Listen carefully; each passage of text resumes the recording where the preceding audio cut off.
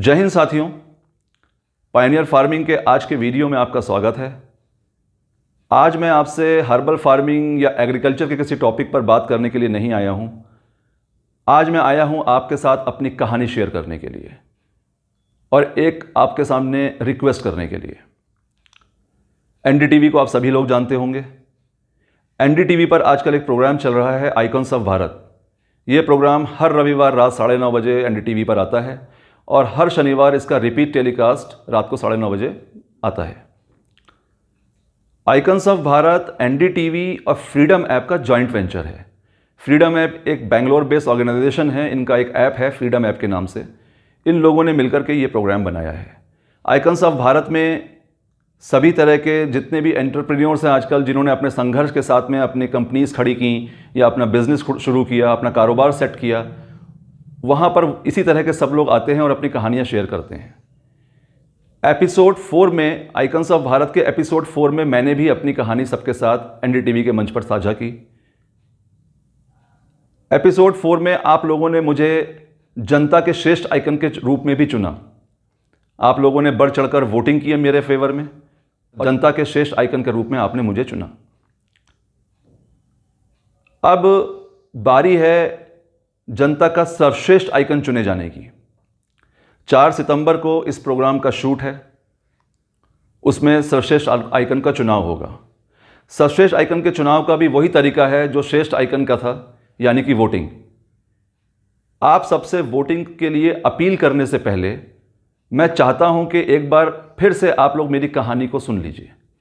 आप में से शायद बहुत सारे लोग ऐसे हैं जो कि अभी मेरे बारे में नहीं जानते हैं, तो ये कहानी सुनकर आपको मेरे बारे में ये पता चलेगा कि मैंने अपना बिज़नेस कैसे शुरू किया, मैं कहाँ से हूँ और किस तरह से संघर्ष करते हुए मैं यहाँ तक पहुँचा। आपसे बात करने के बाद अब यहाँ पर कुछ वीडियो क्लिप्स रन होंगे।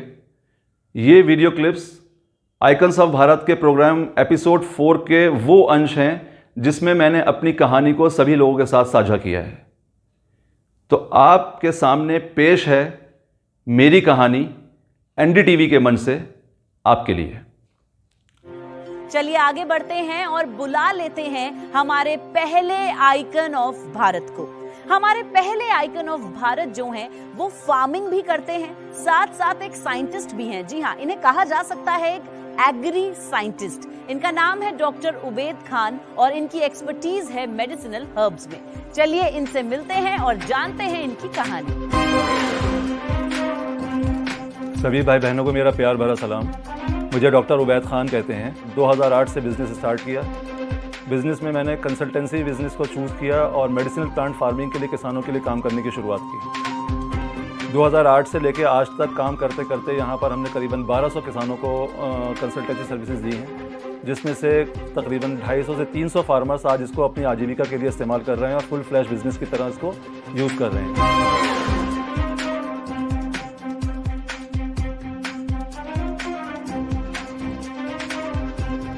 सभी बाइज़्ज़त जूरी मेंबर्स को मैं सलाम पेश करता हूँ। डॉक्टर खान, आदाब। आपका यहाँ बहुत बहुत स्वागत है।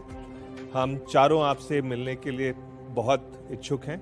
अपनी कहानी सुनाइए, उसके बाद चर्चा करेंगे।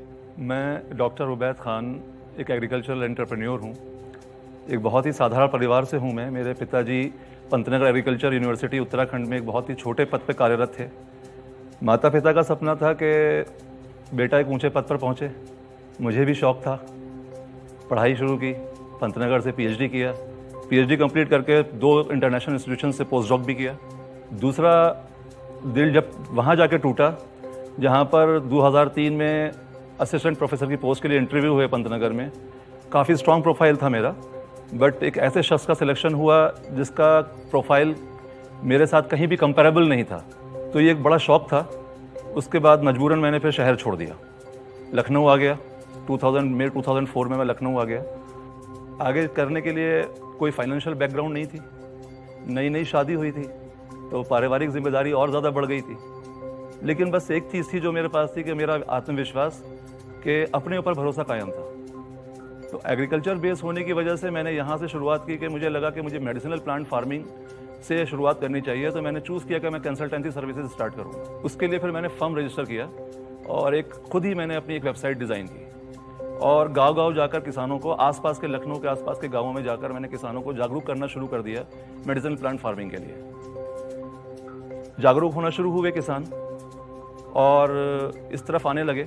उसकी वजह ये थी कि ट्रेडिशनल फार्मिंग में अभी तक किसान जिन परेशानियों से जूझते आ रहे थे, उन सभी परेशानियों का समाधान मेडिसिनल प्लांट फार्मिंग में था, medicinal and aromatic plant farming में था। लेकिन यहाँ भी फिर नए चैलेंजेस थे। जब लोगों को जागरूक करना शुरू किया तो जागरूकता बढ़ी, लोग आने शुरू हुए, लेकिन आसपास के गाँवों में एक लोकल नेक्सस जनरेट हुआ। एक गिरोह कह लीजिए, एक गिरोह था एक कुछ लोगों का ऐसा, जो कि एक ऐसे सिस्टम के अंदर काम कर रहे थे, जैसे सपोज मान लीजिए कि आपका फर्टिलाइजर्स की शॉप है, वो फर्टिलाइजर की शॉप से सारे किसान फर्टिलाइजर्स बाय करते हैं। हम जिस सिस्टम को लेके आ रहे थे वहाँ पर हम कोशिश कर रहे थे कि नेचुरल फार्मिंग की तरफ लोग आएंगे, क्योंकि मेडिसिनल फार्मिंग को बहुत ज़्यादा न्यूट्रिशन की ज़रूरत नहीं होती है। तो अगर वो उसकी तरफ आते हैं तो उनके फर्टिलाइजर्स की सेल खत्म हो जाएगी। वो नहीं चाहते थे कि किसान वहाँ से हटे। ये केमिकल्स, हम केमिकल फार्मिंग से शिफ्ट करके उनको धीरे धीरे नेचुरल या ऑर्गेनिक या बायो फार्मिंग की तरफ लेके आ रहे थे, जो कि मेडिसिनल फार्मिंग में बहुत ईजी है, जो कि कन्वेंशनल फार्मिंग में इतना ईजी नहीं है। एक तो आप पढ़ाई लिखाई में बहुत तेज थे, इसलिए पीएचडी आपने की, लेकिन वो दिमाग का काम होता है। लेकिन जब अपना बिजनेस आप करोगे, आप फार्मर्स के साथ काम करोगे, तो वो तो एकदम कई बार मैन्युअल लेबर भी करना पड़ेगा, आपको धूप में चलना पड़ेगा, आपको लोगों से बातचीत करनी पड़ेगी। तो ये शिफ्ट आपके लिए मुश्किल था या आसान था? मतलब नहीं, कैसा बहुत आसान नहीं था, एक्सपीरियंस? बहुत आसान नहीं था, क्योंकि रिसर्च के फील्ड में मैं उस टाइम भी फार्मर्स फील्ड पे ही काम करता था। बहुत सारे फार्मर्स के साथ हमें प्रोजेक्ट ट्रायल्स के अंदर काम करने जाना पड़ता था। लेकिन हाँ, ये बात बिल्कुल ज़रूरी है कि बताना कि जब मैंने नौकरी छोड़ी, तो नौकरी छोड़ के जब मैंने गाँव-गाँव जाना शुरू किया, तो मेरा तो मैं मोटरसाइकिल से जाता था। उस वक्त मेरी कोई फाइनेंशियल ऐसी स्थिति नहीं थी कि मैं कार हो मेरे पास या कुछ, और गाँवों में कार से जाना आसान भी नहीं है। तो मैं मोटरसाइकिल से जाता था, पूरा दिन जाता था। सुबह 5 बजे निकलता था, रात को कई बार 11 बजे घर में आता था लौट के। तो बिल्कुल भूत बन जाता था मैं। उबैद भाई, आपकी कहानी सुपर 30 की कहानी। बिल्कुल, मुझे भी वही लग रहा है। जी सर, जब आप अपना काम शुरू किया तो माफिया लग गया, हमारे पीछे भी लग गए, तो बहुत अच्छा लगा आपके संघर्ष की कहानी को सुनकर। अभी आपका सपना क्या है? मेरा सपना ये है कि मैं मेडिसिनल फार्मिंग के जरिए किसानों को उस मुकाम पर लेकर जा सकूं जहां पर डॉक्टर अहमद स्वामीनाथन ने एक हरित क्रांति लेकर के आए थे। तो एक हरित क्रांति का सेकंड पार्ट मेडिसिनल प्लांट की शक्ल में आए और किसानों को हम इसके जरिए आत्मनिर्भर बना सकें। इसमें हम लोग प्रिसीजन फार्मिंग को भी इंक्लूड कर रहे हैं, जो कि इजराइल में काफी फार्मर्स को करते देखा है मैंने। वहां पर गवर्नमेंट सपोर्ट भी उनको रहता है। किसान जो है अब रोजगार देने वाला बने, रोजगार मांगने वाला न बने। जो मैंने महसूस किया, जो मैंने झेला, मैं नहीं चाहता हूं कि अब आने वाले लोगों को उतना स्ट्रगल करना पड़े, यूथ को और फार्मर्स को। कल ही मैंने, ड्राइवर हैं आपके जिन्होंने मुझे छोड़ा था मेरे रूम पे, वो बिहार से यहाँ जमीन होते हुए और यहाँ पर आए हैं दिल्ली में और 10 साल से अपनी नौकरी कर रहे हैं और माँ बाप अकेले हैं, उनके वहाँ पे बहुत याद करते हैं। काफी देर मेरी बात हुई। ऐसे ही लोगों के लिए हम चाहते हैं कि उनको तकनीकी जानकारी, क्योंकि सबसे बड़ी समस्या क्या है कि गवर्नमेंट इंस्टीट्यूशन या प्राइवेट इंस्टीट्यूशन, ये लोग रिसर्च तो कर रहे हैं, मैं खुद रहा हूँ उस इंस्टीट्यूशन में, इसलिए मुझे आइडिया है, लेकिन वो रिसर्च फार्मर तक पहुंच नहीं पा रही है। खान साहब, एक आखिरी सवाल आपसे। आपने जिंदगी में बहुत झटके खाए शुरू से लेके अब तक।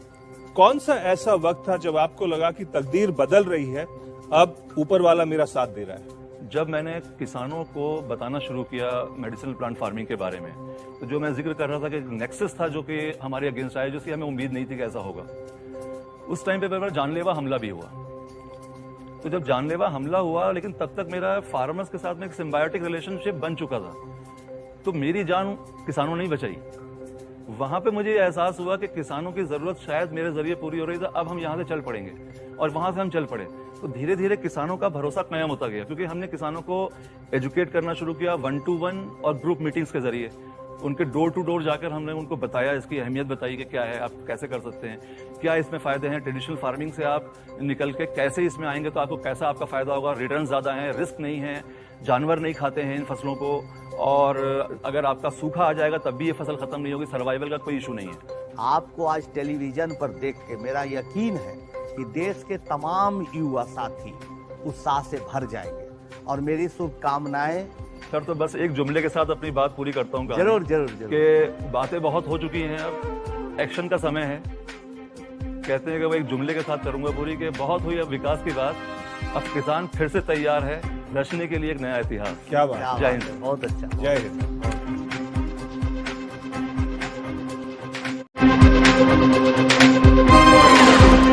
और आपके वोटों के आधार पे ये हैं पिछले एपिसोड के श्रेष्ठ आइकन। तो दोस्तों, ये थी मेरी कहानी। अब आपकी बारी है मुझे सर्वश्रेष्ठ आइकन चुनने के लिए। मुझे सर्वश्रेष्ठ आइकन चुनने के लिए ज़्यादा से ज़्यादा वोटिंग कीजिए। वोटिंग करने के लिए आपको फ्रीडम ऐप को डाउनलोड करना है, जैसा आपने पहले किया था। फ्रीडम ऐप को डाउनलोड करके उसे इंस्टॉल करके उस पर आइकन्स ऑफ भारत की लिस्ट दी हुई है पूरी, जो लोग भी पार्टिसिपेंट्स हैं उसके, वहाँ पर जाकर आपको मुझे वोट देना है। वोटिंग लाइंस कल 24 अगस्त दोपहर 2 बजे से 4 सितंबर दोपहर 2 बजे तक खुली हुई हैं। आप सबसे गुजारिश है कि ज़्यादा से ज़्यादा तादाद में मुझे वोट करें और अपने सर्वश्रेष्ठ आइकन के रूप में चुनें। आप सबका बहुत बहुत शुक्रिया। Thank you very much. जय भारत, जय हिंद।